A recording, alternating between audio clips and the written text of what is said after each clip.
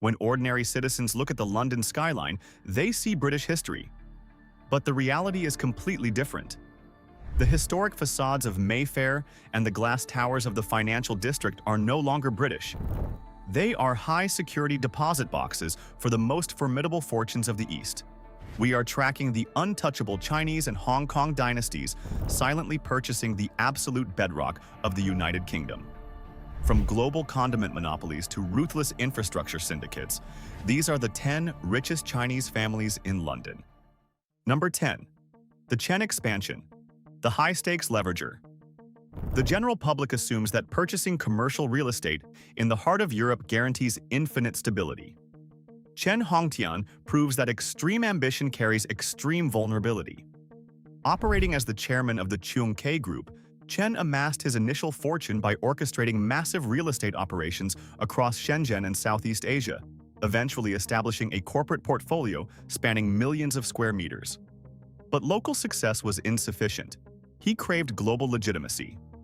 To secure this, Chen directed his capital toward the United Kingdom, specifically targeting the financial epicenter of Canary Wharf. Canary Wharf is the beating financial heart of London, a landscape of glass monoliths where only the most heavily capitalized entities survive. In a massive display of overseas purchasing power, he acquired 20 Canada Square, the 556,000 square foot headquarters for BP's Integrated Supply and Trading Division, for 410 million British pounds. His ultimate power move was not merely buying the asset, but attempting to ride the razor-thin margins of top-tier London yields using extreme leverage.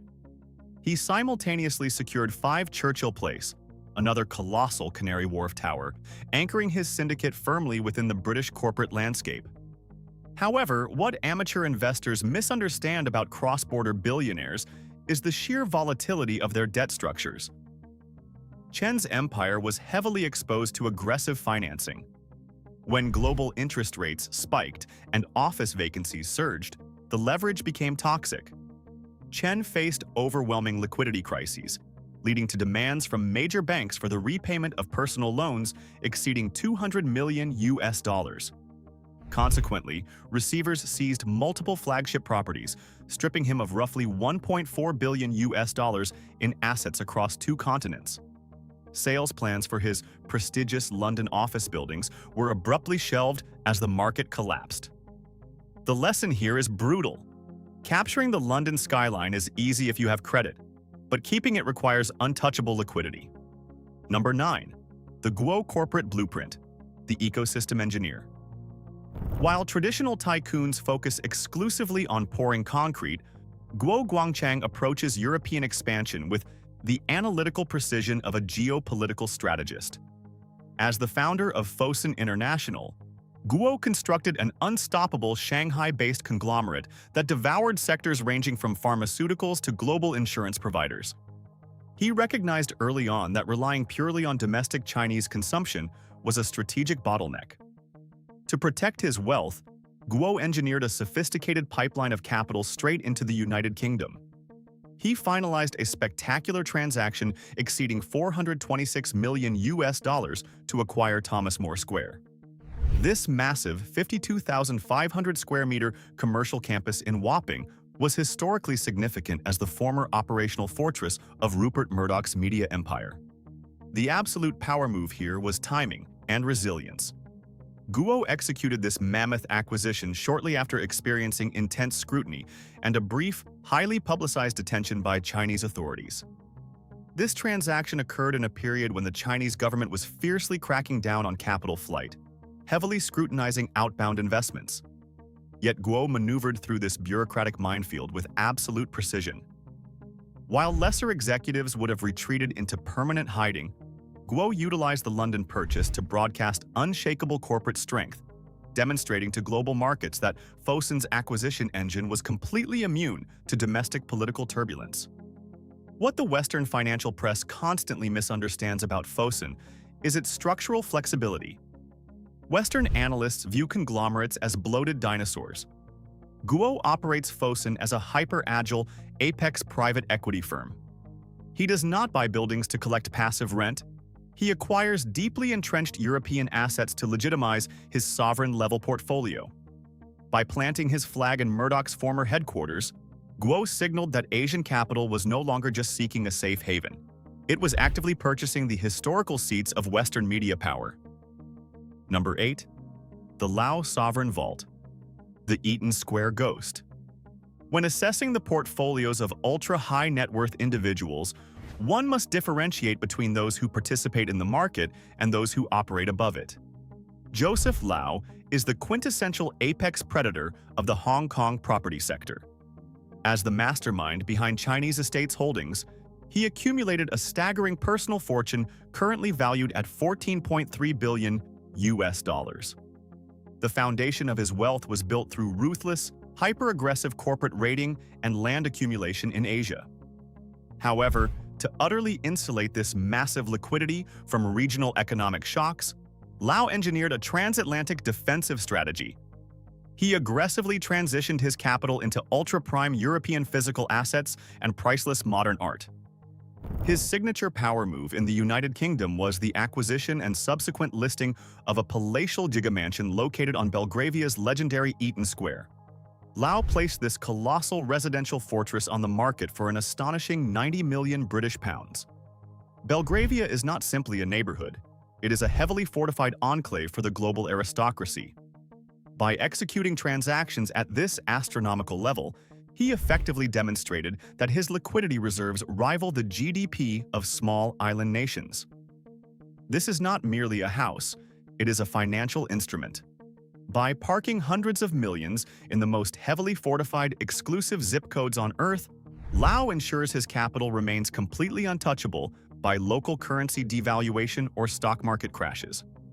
What the general public completely misinterprets about figures like Joseph Lau is the concept of notoriety. Critics focus intensely on his past legal disputes and controversial reputation.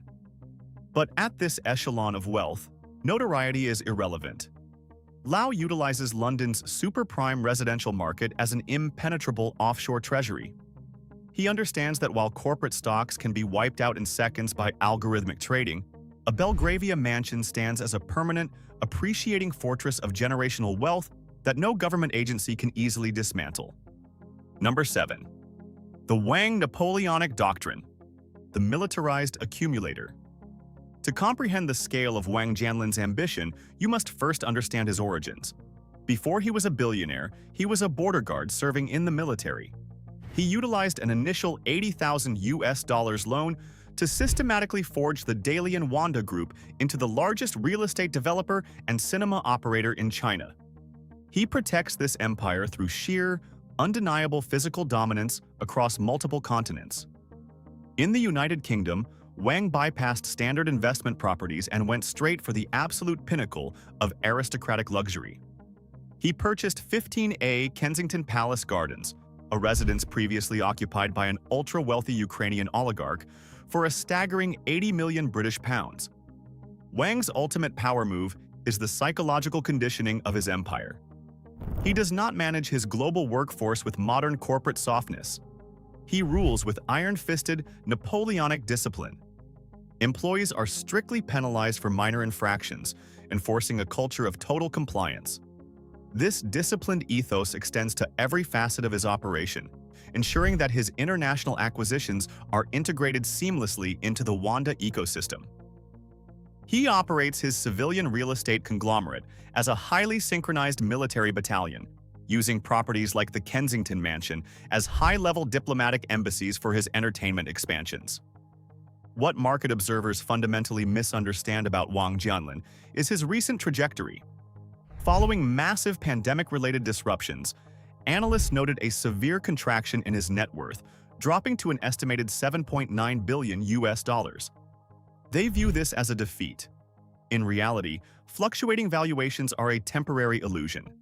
By securing the most exclusive addresses in London, Wang guaranteed that his family's footprint in the West remains permanent.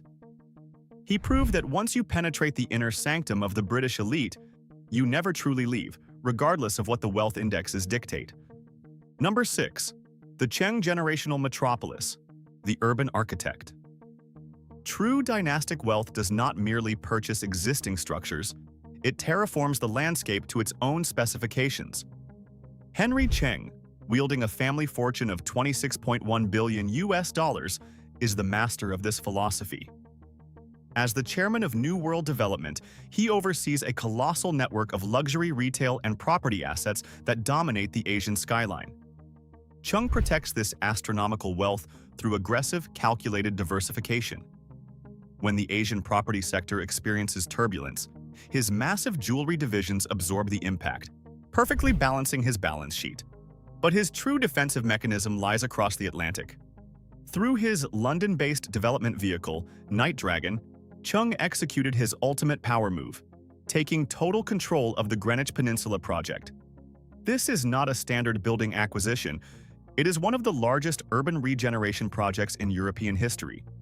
He is effectively financing the construction of an entirely new, self-contained metropolitan district along the River Thames. The Greenwich Peninsula project is designed to deliver over 15,000 homes, effectively reshaping the demographic flow of the entire city and cementing the Chung dynasty's footprint along the historic waterfront. What the average investor entirely misinterprets about the Chung dynasty is their temporal horizon. Retail investors think in months. The Chung family plans in centuries. They recognize that Asian property markets are incredibly saturated and vulnerable to strict regulatory crackdowns. By essentially building a mini-city within London, Chung completely bypassed the limitations of the East. He utilized his inherited wealth to become an indispensable urban planner for the United Kingdom, guaranteeing that his descendants will collect rent from British citizens for generations to come. Number 5. The Quac family district. The Garden Square Lords. When dealing with supreme financial influence, resilience in the face of psychological trauma is the ultimate separator. The Quac family, anchored by the formidable matriarch Kwang Siu-hing, controls Sun Hung Kai Properties, one of the most terrifyingly powerful real estate conglomerates on the globe, boasting a fortune of 17.5 billion US dollars. The family generated this capital by entirely controlling Hong Kong's premium commercial space and transport integrated retail networks.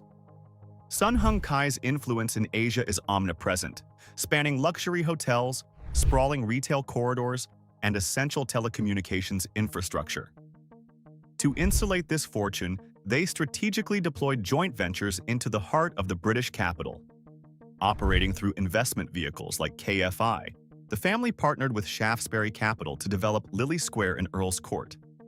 The power move of the Quac dynasty is their unyielding continuity despite extreme, cinematic adversity. In 1997, the eldest brother, Walter Quac, was violently abducted by a notorious organized crime syndicate. He was held captive in a wooden box for days until his family delivered a massive, 9-figure ransom packed into the trunks of Mercedes sedans. While such an event would permanently shatter a lesser dynasty, the Quac brothers retained their iron grip on the global property market. What the public profoundly misunderstands about the Quac family is the dichotomy between their internal chaos and their external execution. Tabloids obsess over the sibling rivalries and executive ousters. However, the institutional reality is a completely unstoppable financial machine. They seamlessly finance ultra-modern, impeccably serviced garden squares in London, utilizing their Asian-generated wealth to redefine contemporary urban living for the British elite. Number 4. The Lee condiment supremacy. The flavor monopolists.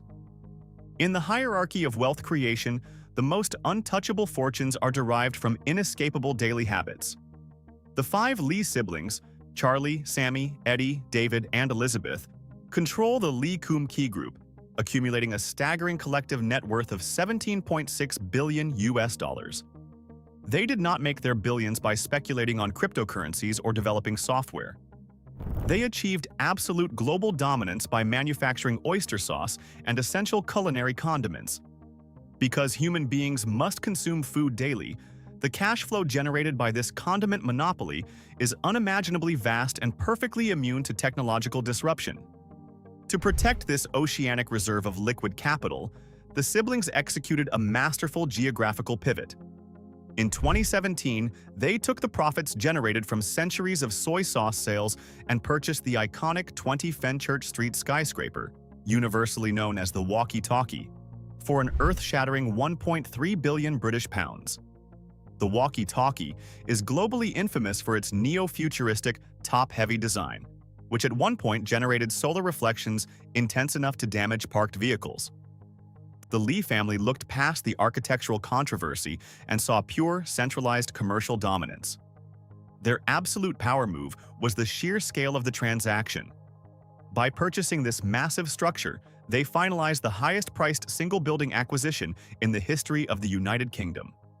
They instantly transformed grocery store revenues into an impenetrable fortress of prime financial district equity. What retail consumers completely fail to grasp about the Lee Kum Kee brand is the magnitude of its institutional power. The public looks at a glass bottle in the supermarket aisle and sees a simple flavor enhancer. Financial analysts look at that same bottle and see a hyper-efficient liquidity engine capable of outright buying the London skyline. The Lee siblings proved that the most boring, predictable industries generate the most terrifying amounts of capital. Number 3. The Chung Sovereign Acquisition. The Mega Mansion Sovereign. While some billionaires attempt to blend into the background, others aggressively rewrite the record books. Chung-kiu, the mastermind behind CC Land Holdings, represents the latter.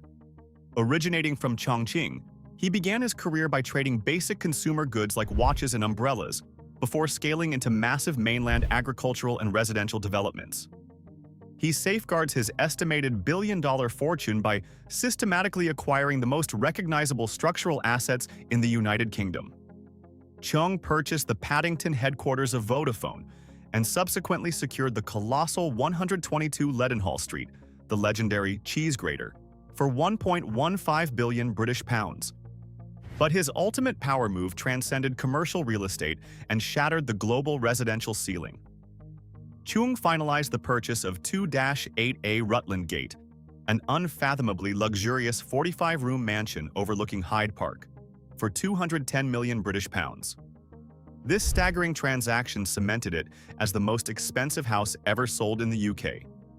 This 7-story estate, formerly occupied by the late Crown Prince Sultan bin Abdulaziz Al Saud and billionaire Rafik Hariri, features interiors crafted by elite designers. It is an architectural masterpiece functioning as a private sovereign compound. What Western elites critically misunderstand about Chung is his unassuming methodology. Because he is known to inspect billion-dollar commercial towers dressed casually in a simple tracksuit, old-money European aristocrats often underestimate his sophistication. This is a fatal error. Nicknamed Chongqing's Li Ka-shing, Chung is an apex financial operator who brilliantly utilizes his deep network of billionaire associates to co-invest and mitigate risk. He essentially weaponized his mainland wealth to completely dominate London's super-prime real estate sector. Number 2. The Lee Global Matrix. The Infrastructure Titan. In the realm of Asian wealth, no name carries more mythological weight than Li Ka-shing. Commanding an awe-inspiring fortune of $45.1 billion, his dominance is less about participating in the economy and more about owning the economy itself. His immense capital was originally forged in the turbulent markets of Hong Kong, scaling from manufacturing plastics into a boundless empire of real estate and retail. However, Lee recognized early on that remaining solely reliant on the unpredictable property cycles of Asia was a catastrophic risk. To permanently insulate his dynasty, Lee executed an aggressive, calculated takeover of European utilities. His power move was bypassing flashy skyscrapers in favor of the invisible, foundational architecture of society. Through his sprawling conglomerates, Lee acquired the very water systems, telecommunication networks, and port infrastructures that keep the United Kingdom functioning. This approach perfectly embodies the rule of wealth protection, keeping a minor portion in high-risk growth assets while anchoring the vast majority in foundational, irreplaceable civic infrastructure. What the general public completely misses regarding extreme wealth is the concept of unavoidable taxation. The average person believes that billionaires only make money when citizens buy luxury goods. Li Ka-shing designed a matrix where you pay him simply to exist.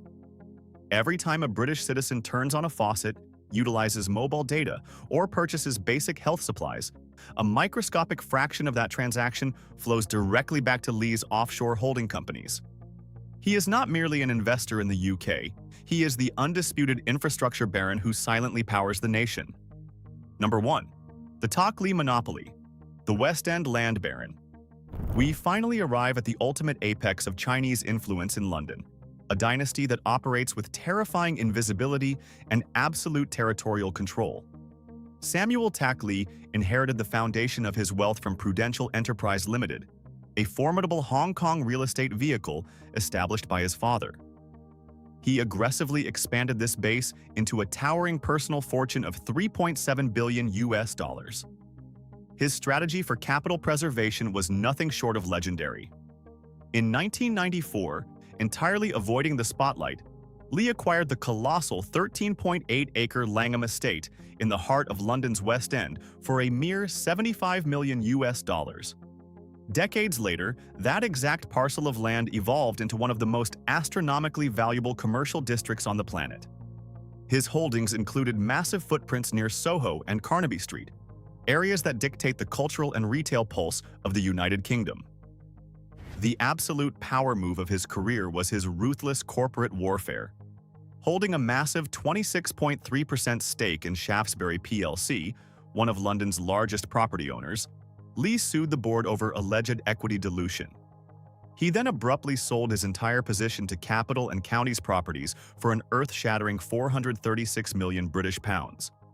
What observers profoundly misunderstand about Samuel Tak Lee is his dual nature. The media constantly highlights his historic, multi-million-dollar philanthropic donations to institutions like MIT. While his educational endowments are globally significant, the core of his empire is built on unyielding, cutthroat metropolitan domination. He quietly secured massive swaths of London's premium commercial zones, dictating the development of the West End. He does not seek fame or public validation. He operates as the undisputed invisible monarch of the British capital, proving that true power never needs to introduce itself.